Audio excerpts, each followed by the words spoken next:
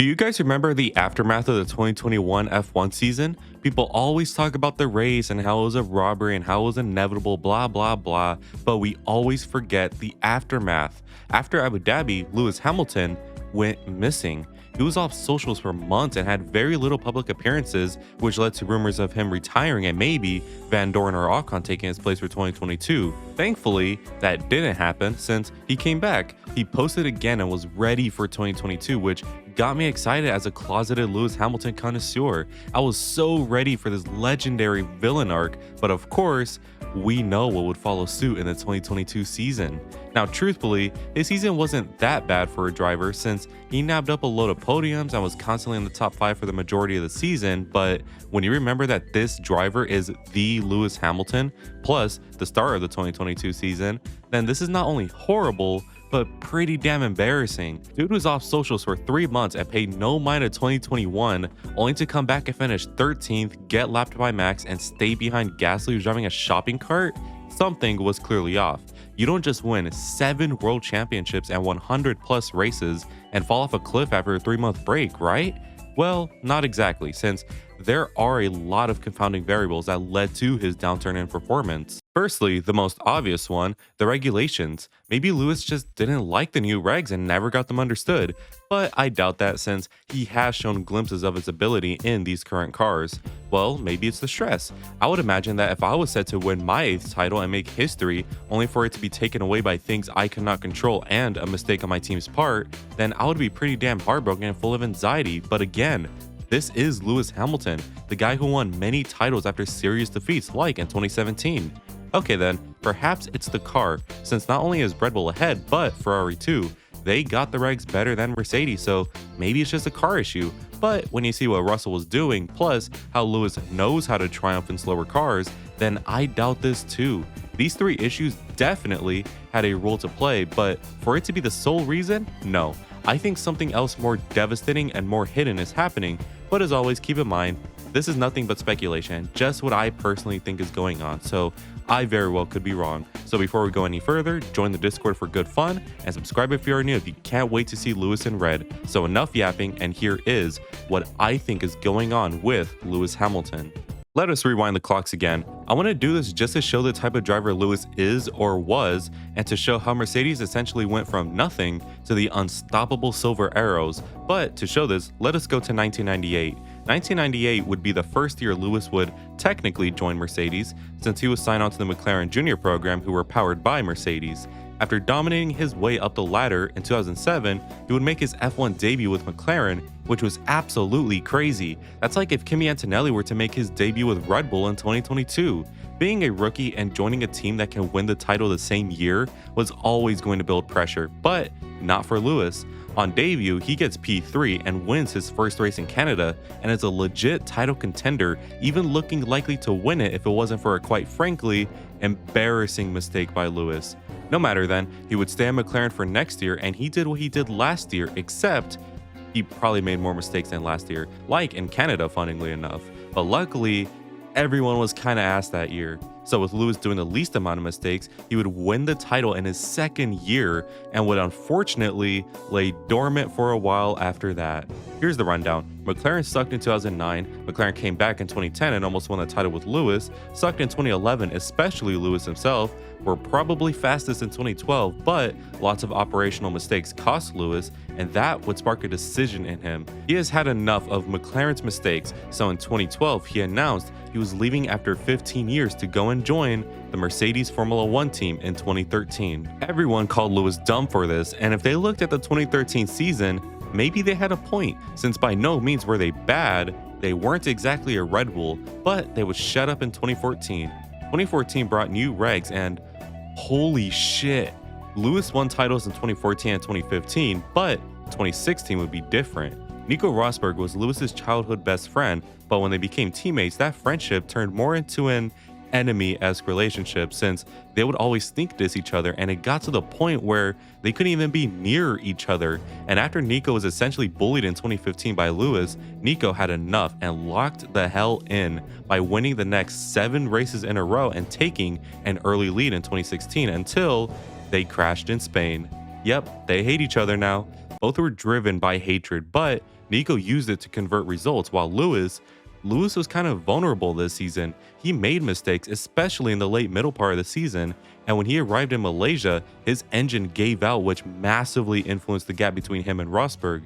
He needed to get a result in Japan, otherwise he would have a steep ass mountain to climb until the end, and unfortunately for Lewis, he did not get that result. He not only finished behind Nico, but also Max, and now the title was all but over. Despite winning the next 4 races in a row, he was too far back, especially with Nico always finishing right there with Lewis. So Nico did it. He won the title over Lewis in a crushing victory, and to get the last laugh on Lewis, Nico retired, which meant Lewis can't even try to get the satisfaction of beating him next year.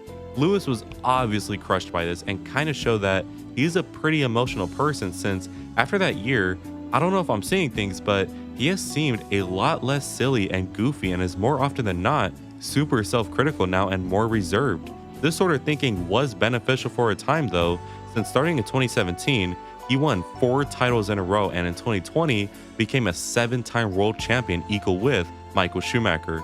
All he needs to do to truly become the GOAT statistically and generally is to win the 8th and cement himself as not only the greatest in F1, but perhaps all of motorsport. However, we know that 2021 would not be like that. 2021 onwards would mark a shift in Lewis. 2021 was fairly normal, as we know, since he had a car again to win the title, but so did Red Bull. This is Red Bull's best opportunity since 2013 and the Vettel days to win a title, this time with Max Verstappen. The season opener and the early bits of the season was won by Lewis, but Monaco onwards would see Max winning race after race after race, and entering Silverstone, Lewis had enough. After being bullied around by Max, Lewis knew what he had to do. He had to outbully the bully, so entering Silverstone, the race starts with these two locking horns until going through cops, Lewis fucking killed Max. Damn dude, I knew you had to give it your all, but seriously, you didn't have to kill the poor guy. I'm joking, obviously Max lived, but these lot just couldn't live in peace for the life of them. Since 3 races later, they started to have angry sex on the racetrack, and now Lewis was getting pissed, but he knows how to win titles, so they continued fighting and fighting until Abu Dhabi. My parents told me about 9/11, and I will be sure to tell my kids about 12/12. I'm not going to recap the race since it was actually really boring, but Lewis was leading by like 12 seconds. Keep in mind, these guys enter the race leveled on points, so whoever finishes ahead wins the title. So with Lewis leading by 12 seconds, there was zero competition to stop him, but that was until the man, the myth, the legend, the absolute GOAT of the sport, Nicholas Latifi, spun and hit the barriers, bringing out a safety car. Max, being smart, pit for new tires. However, Lewis did not, despite asking to. The team said to stay out for track position because of the possibility of the race ending under safety car, so he did just that. But Michael Massey, being the lad he is, ordered all lapped cars that were coincidentally between Max and Lewis to unlap themselves, and the safety car would end. Obviously, Max got ahead of Lewis and took home the title, while Lewis was just left utterly defeated. He built that gap. He won those races. He won 7 titles only for his 8th to be ripped out of him like it was nothing. He was heartbroken and stunned, and after this weekend, he left. No social media posting, no interviews. He was essentially just gone from the planet. There were even rumors he had retired silently and wouldn't be racing for 2022, which is totally understandable. After what seemed like a robbery, I would retire too, but Lewis is a persistent man. His motto is still we rise, so he rose back up to the job in 2022. How'd that go for him?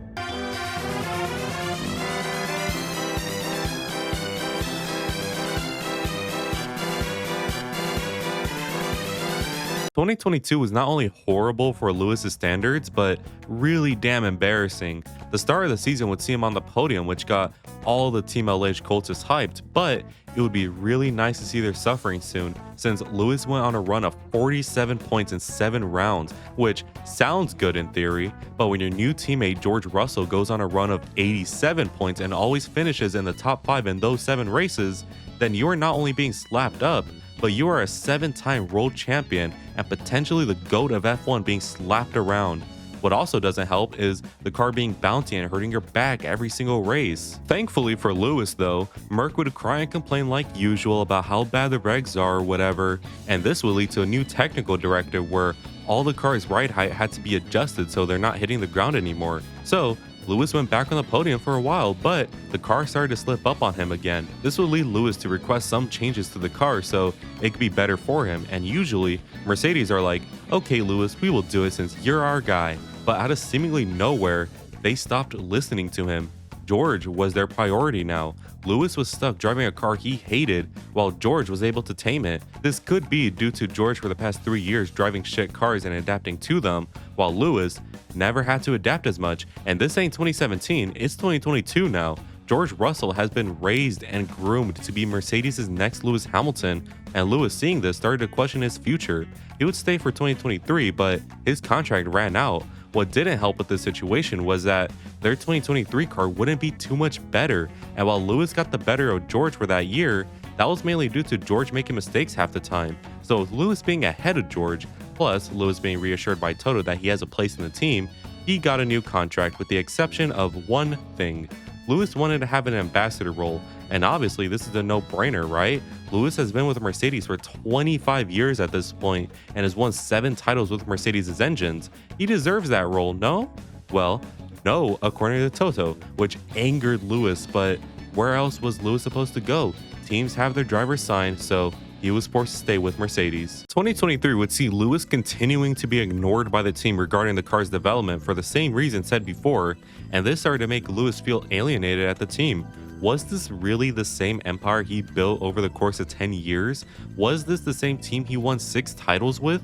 Was this the same team he became a centurion with?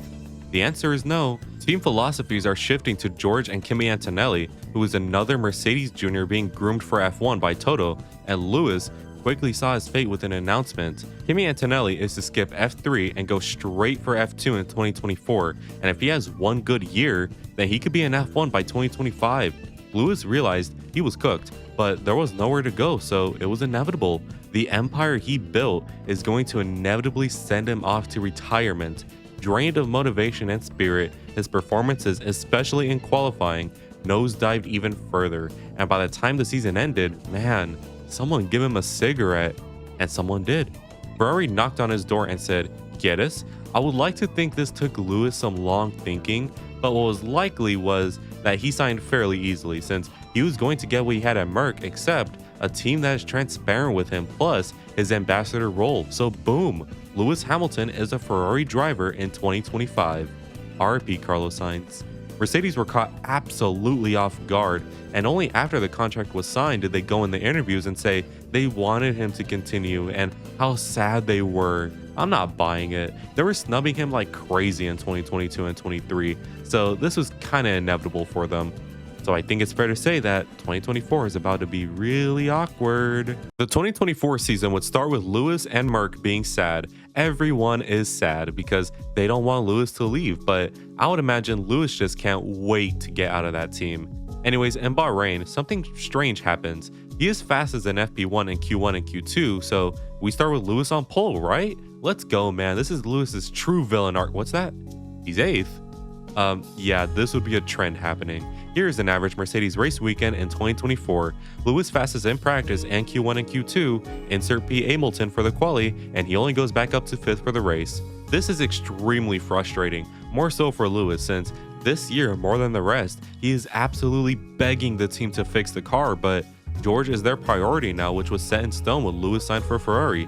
So that's it really. With the exception of a few interview words, Lewis has been abandoned by Merc and are waiting to see him leave. And despite having a contract for Ferrari in 2025, this sort of behavior from Merc is enough to kill any man's self-esteem. So with no motivation or hope in sight, he starts making big mistakes. These mistakes are driver error, and this is leading to potential talks of if Ferrari made a mistake. However, these talks would die down since entering Silverstone, Merc have what is likely the fastest car on the grid, and Lewis uses this since he would go on to finally win after so long, and he would be very emotional about this. He was still leaving, but he showed a lot of love for the team that day and for the Belgian Grand Prix race day since he would win that too after George, who initially won, was disqualified. You know, maybe these two shouldn't have separate. Never mind their ass again. With this new stinking ass came Lewis going back to making mistakes since all the new upgrades and data went to George first, and Lewis was essentially used to test experiments for the team. Despite Lewis agreeing to do that, it's clear he wanted more, so here we are now. Lewis has shown glimpses of the driver he once was, like in Silverstone or Vegas, but has also shown the driver he currently is, like in Qatar. In Qatar, this man was so ready to give up. So here we are now for Abu Dhabi. It's been a 26-year-long partnership for Lewis, but all things must come to an end. So what on earth happened? What I think happened was Lewis feeling betrayed by Mercedes and everyone around him. After 2021, he was so distraught, and the team he won many titles with and put on the map rightly stood beside him. But midway in 2022, that same team started to look different for him, I'd imagine. Employees were leaving, and this team became something else entirely to Lewis, which wasn't helped by the changing narrative of Lewis is not eternal and the Mercedes brand must move on. Lewis had to have felt betrayed by his team, and betrayal is rough. Betrayal is basically the feeling of being intentionally harmed by a trusted person's actions or omissions. The team that Lewis built into an empire have quickly left him out of the future in favor of new younger drivers and have changed the narrative into Lewis not being the same anymore. And I'm not saying that Mercedes aren't right here. Lewis is not an immortal driver who could just drive and win titles every single year. Anyone who truly thinks that Mercedes purposely sabotaged him needs to get checked out, since what happened was the team moving forward with different drivers, a natural thing in all teams. Everything comes to an end, however. The team not handling the transitional period with a bit more respect led to Lewis feeling betrayed, which lowered all of his self-esteem and self-worth about not only him at the team, but himself in general. Lewis, as we've seen, is an extremely emotional person, and betrayal is one of the worst forms of emotional distress.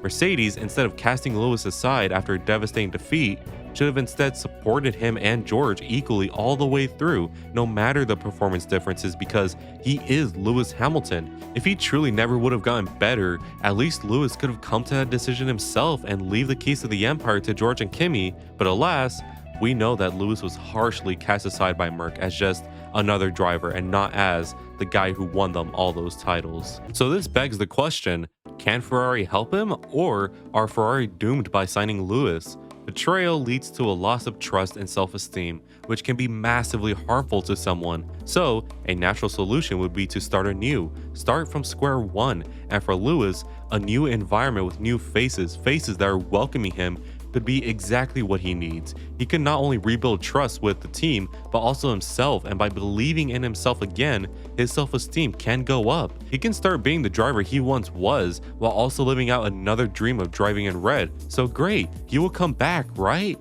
Well, there is Charles Leclerc, Ferrari's golden boy. If Ferrari are willing to let them race with no team orders, then Charles will give it his all, and this man is hungry for a title, so as long as things are clean between them, I think great things can happen at Ferrari. But if there is to be an order where it is up to the drivers to decide who the number one is, then Lewis could perhaps feel entrapped again at another team and will maybe come to the conclusion of something along the lines of he is unwanted everywhere and will retire on his own accord. This next year at Ferrari will truly tell us what's in store for Lewis and the future. So that is what I think is up with Lewis Hamilton. Betrayal is a tough thing to go through, and Lewis likely feels that way, but again, this is all speculation and just how I see things, so I could very well be wrong, and if you think I am, tell me why in the comments. Anyways, I want to give a quick shout out to all members of the flock for their continued support, and remember, if you want to see videos early and get some more cool benefits, make sure to join us since it also really helps me out. Anyways, if you enjoyed today's video, don't forget to like and subscribe for better content, and make sure to let me know in the comments what you think of Lewis. And as always, have an amazing day. Good weather for the duck.